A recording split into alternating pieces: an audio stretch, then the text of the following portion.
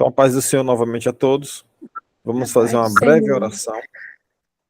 Hoje, nós vamos fazer várias leituras para responder e encontrar a resposta, digamos assim, que não é nenhuma dúvida sobre a resposta, mas às vezes nós acabamos nos perguntando por que acontecem coisas ruins com pessoas boas? Por que Deus deixa coisa ruim acontecer com pessoas boas? Por que Deus é tão mal assim, não é? Ai, Jesus.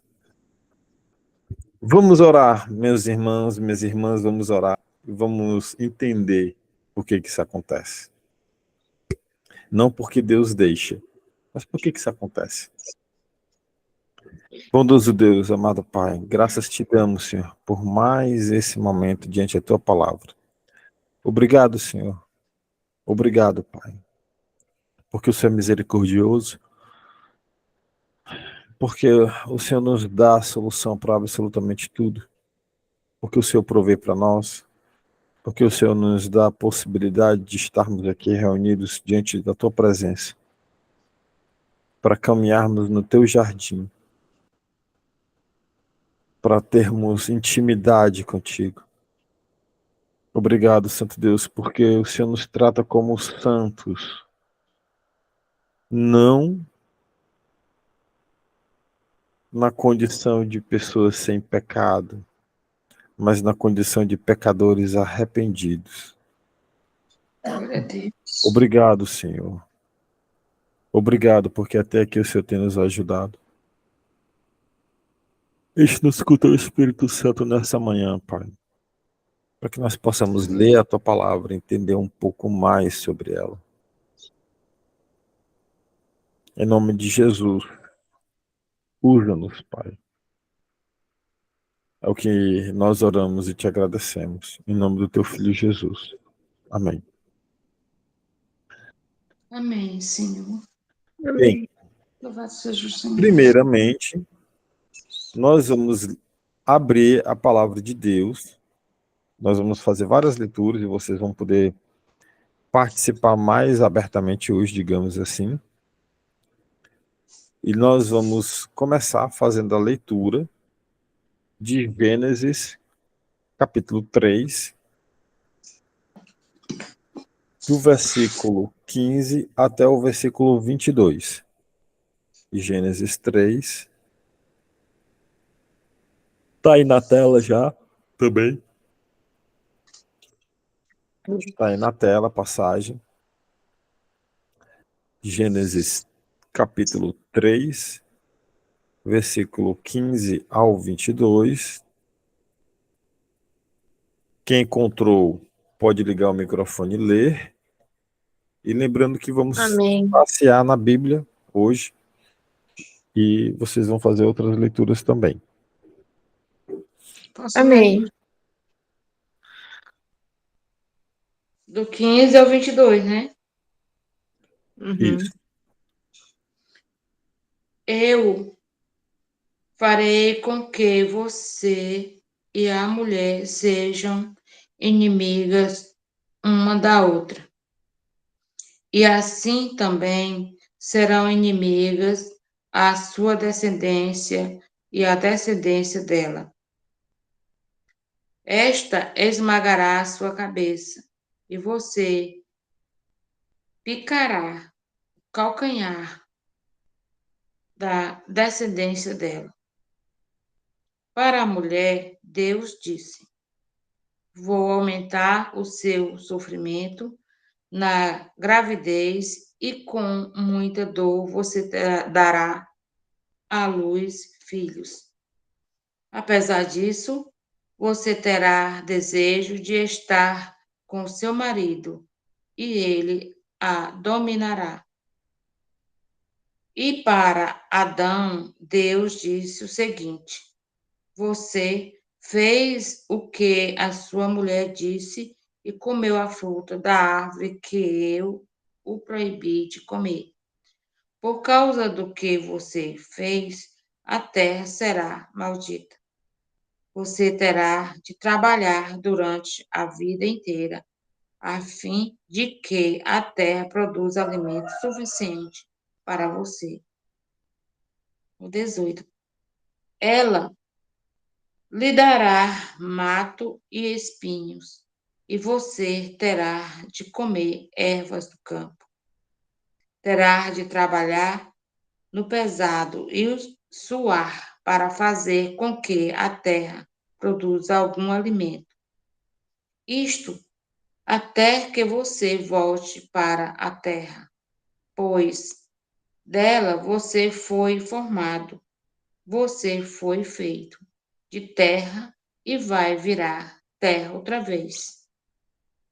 O homem pôs na mulher o nome de Eva, por ser ela a mãe de todos os seres humanos.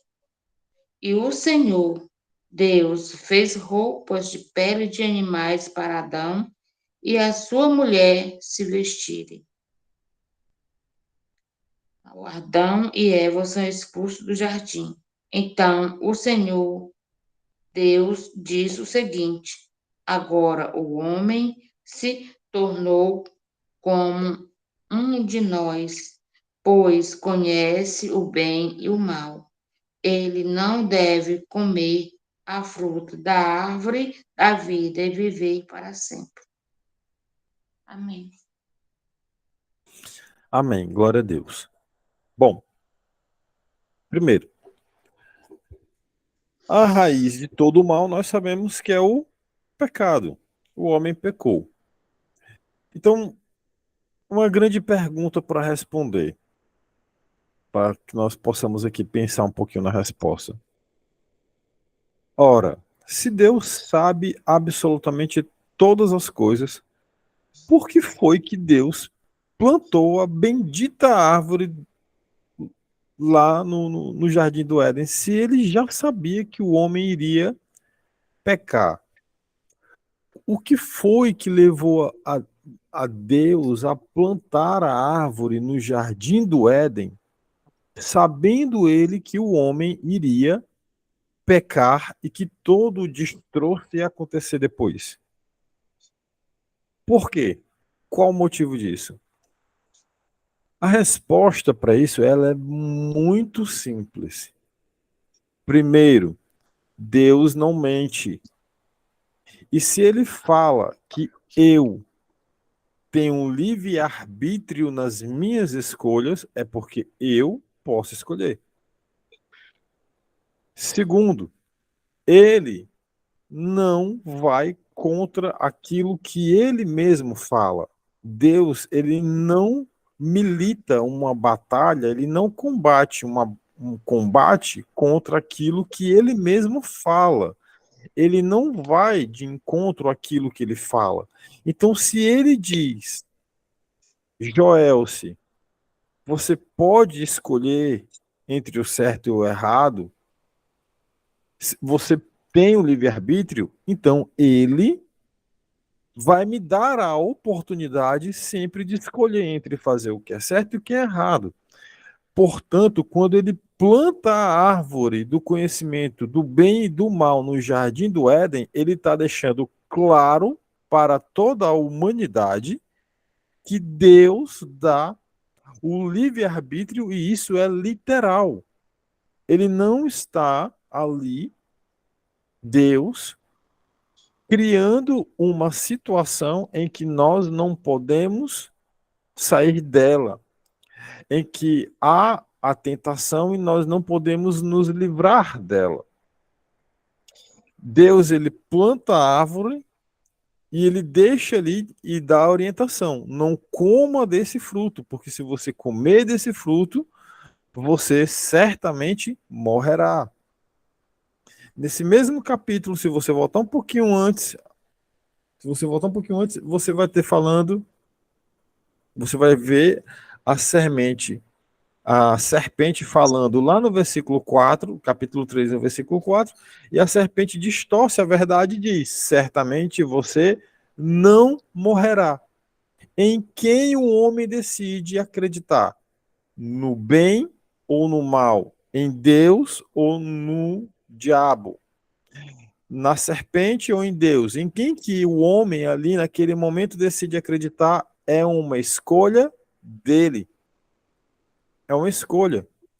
É como se a sua mãe ou seu pai falasse: Geisa, ó, não suba a escada correndo, porque se você subir a escada correndo ou descer a escada correndo, você corre o risco de levar uma queda e se extrapolar na escada, quebrar um braço, quebrar uma perna. A decisão de subir ou descer a escada correndo é da Geisa.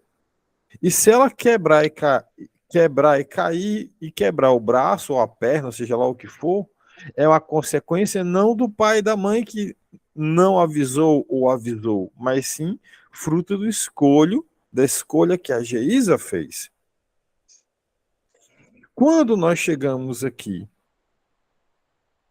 no capítulo 3 de Gênesis, que nós fizemos a leitura, nós estamos aqui numa situação em que o homem pecou. A partir do momento em que o homem peca, existe uma consequência para o pecado. E as pessoas esquecem-se que além de amor, Deus ele também é justo. É um outro atributo do nosso Deus. Naquele momento, Deus coloca a serpente, a mulher e o homem em sua frente, aqui na sua frente, e como numa espécie de júri, ele, como juiz, ele sentencia algo para cada um dos três. Para a serpente, Deus fala que vai pôr inimizade entre ele e a mulher, e que vai ser da mulher que vai nascer um homem, e desse homem ele vai pisar na serpente.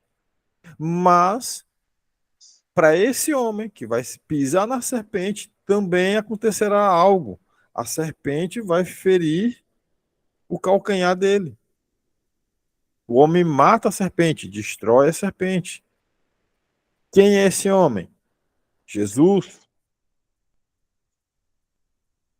Ele pisa na cabeça da serpente, mata a serpente, acaba com o problema. Porém, entretanto, todavia, a serpente fere o calcanhar de Jesus.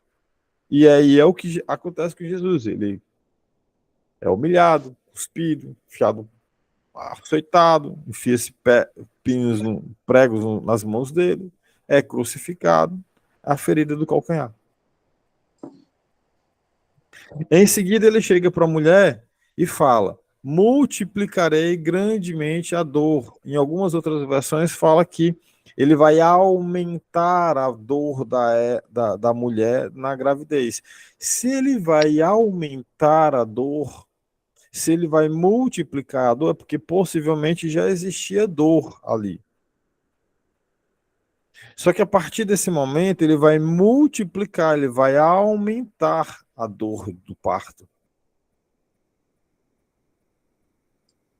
Então, é uma consequência para a mulher. Você vai sofrer muito a partir de agora.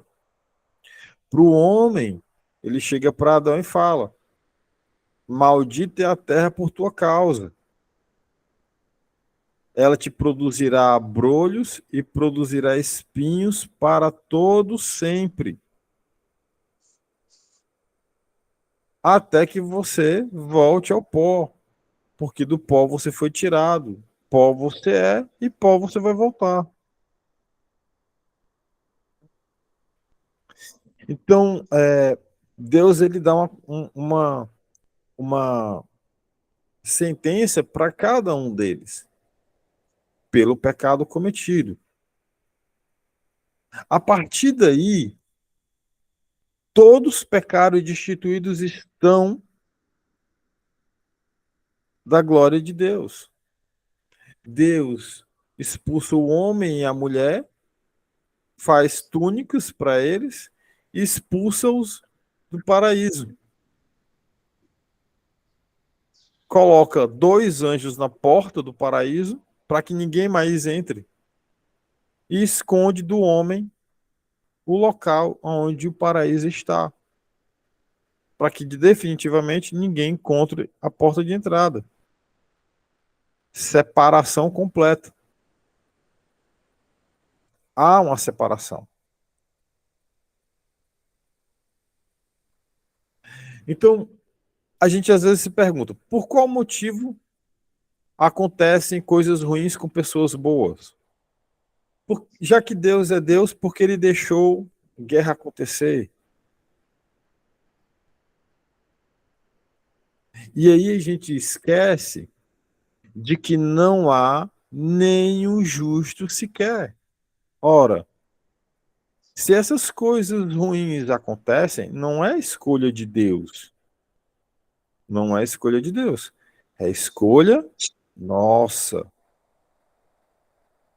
É escolha nossa. Vamos entender isso daí? Vamos para Romanos, capítulo 3, do versículo de número 10 até o 18.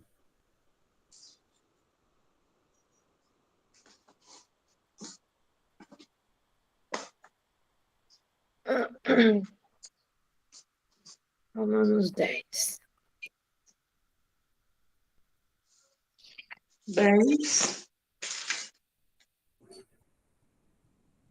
O Romanos 3,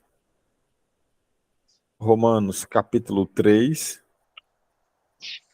verso 10 ao 18. 3, 10 ao 18. Vou ler. Diz assim: Como dizem as Escrituras Sagradas, não há uma só pessoa que faça o que é certo. Não há ninguém que tenha juízo. Não há ninguém que adore a Deus. Todos se desviaram do caminho certo. Todos se perderam. Não há mais ninguém que faça o bem. Não há ninguém mesmo. Todos mentem e enganam sem parar. Da língua deles saem mentiras perversas e dos seus lábios saem palavras de morte, como se fossem veneno de cobra. A boca deles está cheia de terríveis maldições. Eles se apressam para matar por onde passam. Deixam a destruição e a desgraça. 17.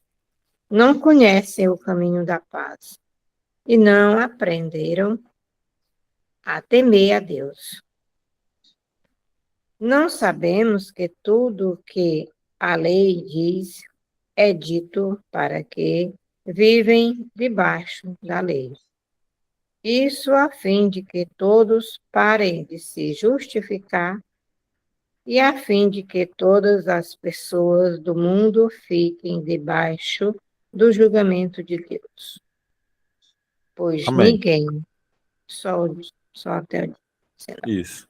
Amém. Amém. Até o 18. Não há nenhum justo sequer. Não tem nenhum justo. Nós somos justificados pelo sacrifício de Cristo. É uma outra coisa. Mas justo não tem nenhum. Não há nenhum justo, a escolha é nossa. Quem foi que nunca mentiu? Quem foi que nunca abriu a boca aqui para contar uma mentira? Olha, não tem nenhum justo, não há nenhum justo. Jesus fala: quem é o único que é bom? Deus. Deus. Jesus declara isso. O único bom é Deus.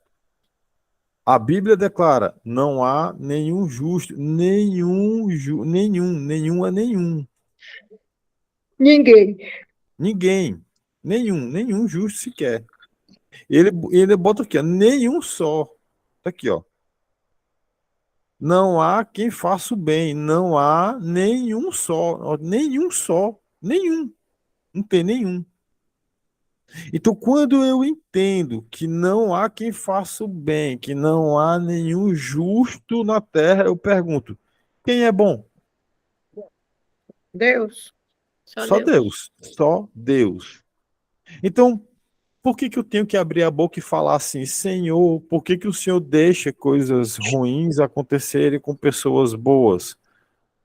Uhum. Pessoas boas? Bom só é Deus.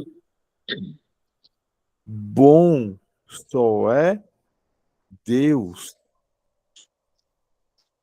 Não há nenhum justo sequer.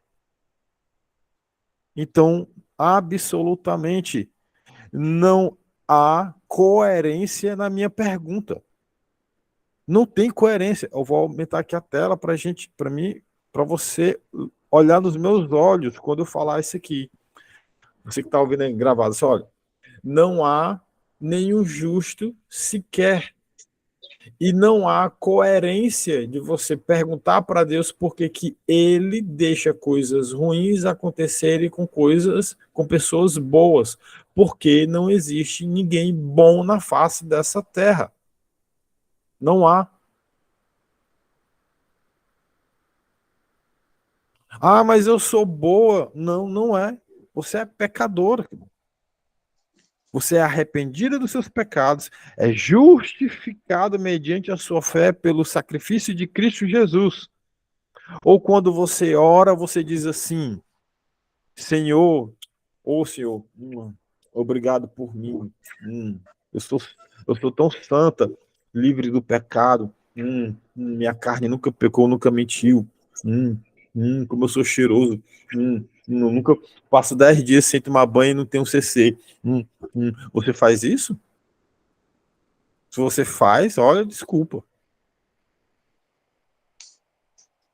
Não é assim que você ora. Como é que você ora? Senhor, perdoa meus pecados.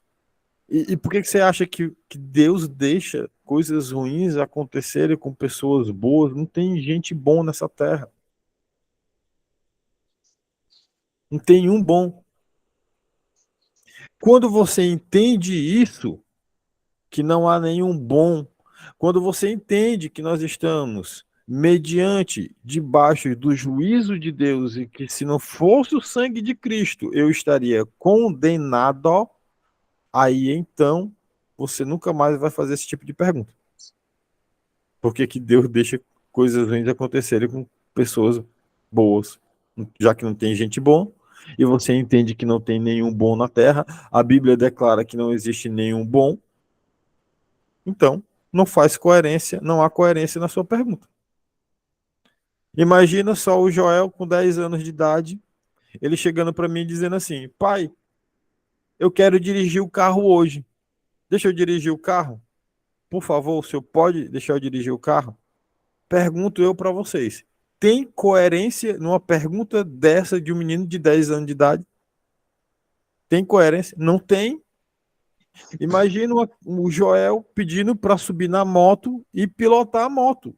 Ele não tem nem tamanho para colocar os pés no pedal da moto, no guidão da moto, segurar e pilotar a moto. Tem coerência no pedido desse do Joel para mim? Se ele fosse me pedir, tem coerência nessa pergunta? Não há coerência. Então, quando você entende que não há um justo sequer, não há coerência quando você pergunta por que, que Deus deixa coisa ruim acontecer com gente boa.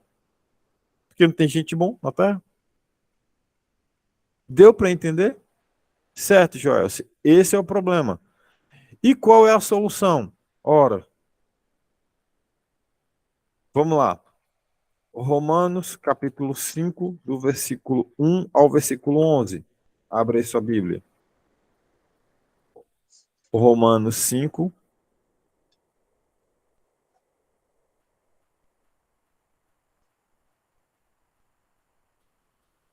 Romanos, capítulo 5.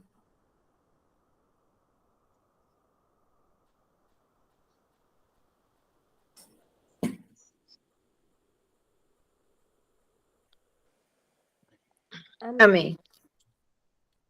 Quem vai ler? Pode ler, Geisa. Uhum. Romanos 5, versículo 1. Justificados, pois, mediante a fé, temos paz com Deus por meio do nosso Senhor Jesus Cristo, pelo qual obtivemos também acesso pela fé a esta graça na qual estamos firmes e nos gloriamos na esperança da glória de Deus. E não somente isto, mas também nos gloriamos nas tribulações, sabendo que a tribulação produz perseverança, a perseverança produz experiência e a experiência produz esperança.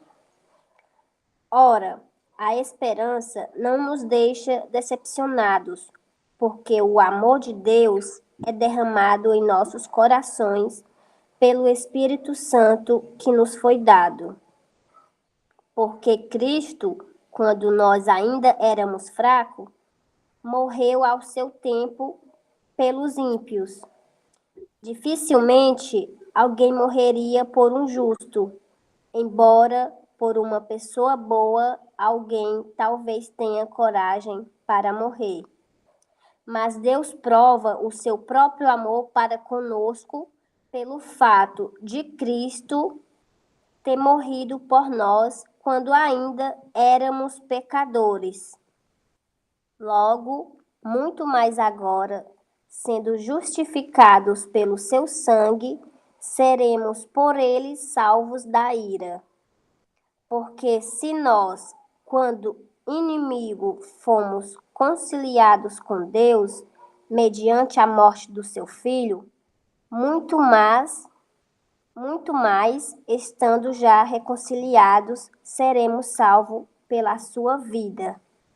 E não apenas isto, mas também nos gloriamos em Deus por meio do nosso Senhor Jesus Cristo, mediante o qual recebemos agora a reconciliação.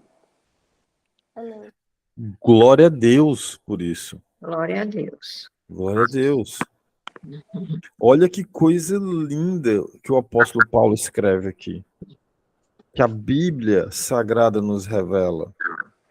Olha só isso aqui. É uma prova de amor para nós. Como está escrito em João 3,16. Porque Deus amou o mundo de tal maneira que deu o seu Filho unigênito para que todo aquele que nele crê não pereça, mas tenha a vida eterna. Por amor a nós. Deus, ele sabe que se dependesse de nós sermos salvos, isso não ia acontecer. Não iria acontecer. Nunca. Mas nunca, nunca. Nunca, nunca, nunca, nunca é nuquinha.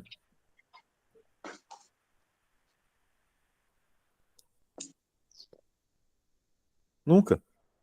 Então Cristo, ele morre para nos justificar. O sangue dele nos cobre. A partir daquele momento, Deus não nos enxerga mais ali como pessoas destituídas da sua glória, mas através de Cristo, reconciliados. E por ele, salvos da ira de Deus, da sua condenação. Porque agora a gente é reconciliado com Deus pela morte do seu filho. A solução que Deus deu para a nossa péssima escolha chama-se Jesus. Foi essa a solução. Só vou dar meu filho para morrer por você.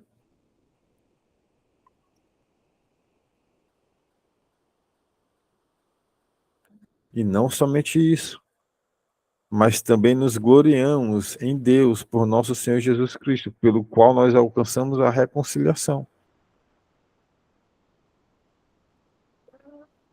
Então, na hora que você estiver diante das suas tribulações, regozije-se diante dela. Porque essa tribulação, ela produz paciência para você suportá-la. Tem coisa que não é no nosso tempo e a gente vai precisar de paciência. A paciência vai nos produzir experiência, para que a gente não peque de novo, para que a gente já saiba como sair de certas situações que a gente sabe que vai dar ruim. Essa experiência nos proporciona a esperança de que as coisas vão de fato ficar boa, de que Cristo vai voltar. Essa esperança não traz confusão, porque se a minha experiência ela me gera essa esperança, então essa esperança vai fazer com que eu não peque mais. E a ausência do pecado me traz paz. A ausência do pecado me traz a paz que eu preciso. A paz que não é encontrada em nenhum lugar. Porque se você prestar atenção, às vezes as pessoas que estão no mundo, elas vão buscar a paz em bebida. Aí bebe, termina, passa o efeito do álcool, vai beber mais. Vai fumar, fuma, daqui a uma hora tá fumando de novo, para a sensação lá de êxtase não passar. Usou uma droga, vai usar mais droga, para o efeito não passar. E esse relaxamento, essa paz permanecer nelas. E não precisa. Quando nada que está no mundo traz paz, a não ser Jesus.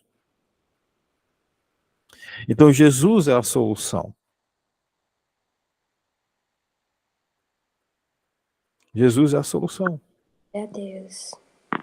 Então, novamente, não há nenhum justo sequer. E se não há nenhum justo, os problemas que acontecem definitivamente não são porque Deus quer, mas porque nós escolhemos. É uma escolha nossa. E se não há nenhum justo, não há coerência na pergunta. Por que Deus deixa coisas ruins acontecerem com pessoas boas? Não há gente boa nessa terra. Mas nós somos justificados. E através da graça de Cristo, o fruto do Espírito em nós emana. E esse fruto do Espírito faz com que a gente faça coisas boas.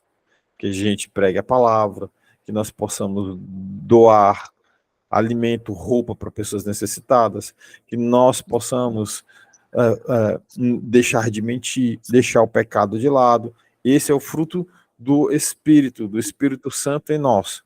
Não é fruto nosso, é do Espírito Santo. É fruto do Espírito Santo, não é nosso. A glória é de Deus, não é nossa. Porque o que provém de nós é apenas o mal. Mas o que emana de Cristo, isso nos traz paz. Amém? Amém. E ansioso, cá estou eu, e eu espero que vocês, pela volta de Cristo, para que nós possamos sermos arrebatados daqui, e o nosso corpo seja revestido de toda incorruptibilidade, e nós tenhamos um encontro com Cristo para toda a eternidade diante dele. Amém. Viver uma vida sem pecado, completamente livres do pecado e completamente livres de todo o mal que o pecado traz. Porque se hoje você amanhecer o dia com sono, é fruto do pecado. Porque nós não fomos feitos para estarmos cansados. Nós não fomos feitos para envelhecermos, para ter cabelo branco e barba branca. A gente não foi feito para isso. Isso tudo aconteceu por conta do pecado. Em breve a gente estará no corpo que não vai precisar de alimento, não vai precisar tomar água, não vai envelhecer, não vai ter dor nas costas, não vai ter... Enfim. Mas até lá devemos ter intimidade com o nosso Deus. E a intimidade vem através da oração e na leitura da palavra. Amém? Vamos orar. Amém. Bondoso Deus, amado Pai, graças te damos, Senhor, por mais esse dia. Obrigado por se revelar a nós, Pai. Mais uma vez, a tua palavra nos traz conforto, alegria. Cuida de nós nesse dia. Enche-nos com teu Espírito Santo para que nós possamos levar a tua palavra para as pessoas que necessitam delas. Essa palavra, Pai, que nos traz paz. Guia-nos pelas tuas veredas de justiça, livrando-nos do mal. Provê o pão nosso, Senhor, para nós nesse dia. Nós necessitamos tanto, Pai. E nós não conseguimos se o Senhor não estiver com o nosso lado. Cuida de cada um de nós, Pai. Que as nossas vidas possam ser o evangelho do teu Filho, vivo e ambulante. Que as pessoas olhem para nós e encontrem em nós santidade, encontrem em nós Jesus. É o que nós oramos e te agradecemos em nome do teu Filho Jesus. Amém. Amém.